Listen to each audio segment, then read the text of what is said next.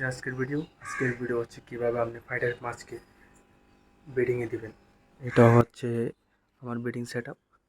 তো দেখতে পারেন এটা হচ্ছে মেলটাকে আগে পানিতে দিয়ে দিতে হয় যাতেও নেস্ট করে, মানে বুলবুল বলে হয়তো বা ওগুলোকে। এবার একটা প্লাস্টিক বা অন্য কিছু যা পারেন আর কি দিয়ে দিবেন যাতে ও নেস্ট করে। এখানে নেস্ট বলতে বুলবুল যেগুলো করে, বুলবুলের মধ্যে তার তখনই এরকম একটা পাত্র বা যে কোনো একটা বক্সে কাট করে নিয়ে পারতে পারেন, যেখানে এখানে দিয়ে দিবেন যাতে ওরা মানে কি বলে একটু সচল হয়ে যায়।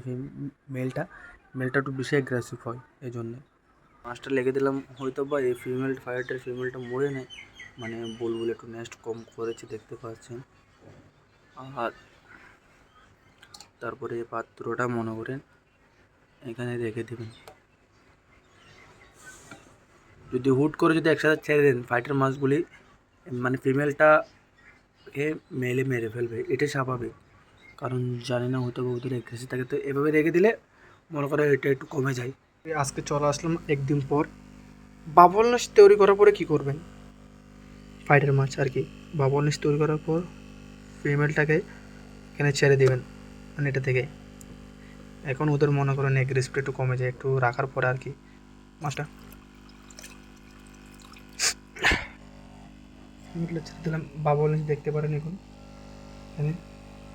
আজকে চলে আসলাম প্রায় 3 থেকে 4 দিন রাখার পরে। এখন দেখতে পারেন এখানে যেগুলো সাদা সাদা দেখা যাচ্ছে এগুলো হচ্ছে ডিম। এখন বক্সটা ট্রান্সপারেন্ট না হওয়ার কারণে কীভাবে হয়েছে, কীভাবে মেলটা এগুলোকে এখানে বাবল নেস্টে এনে দেয়, এগুলো দেখাতে পারলাম না। নেক্সট ভিডিওতে হয়তো এগুলো ট্রাই করব। এখন কাজ করবেন হচ্ছে যে ফিমেলটাকে এখানে আলাদা করে রেখে দিবেন। এখন এগুলো ফুটানোর দায়িত্ব সব মেলগুলোই করবে।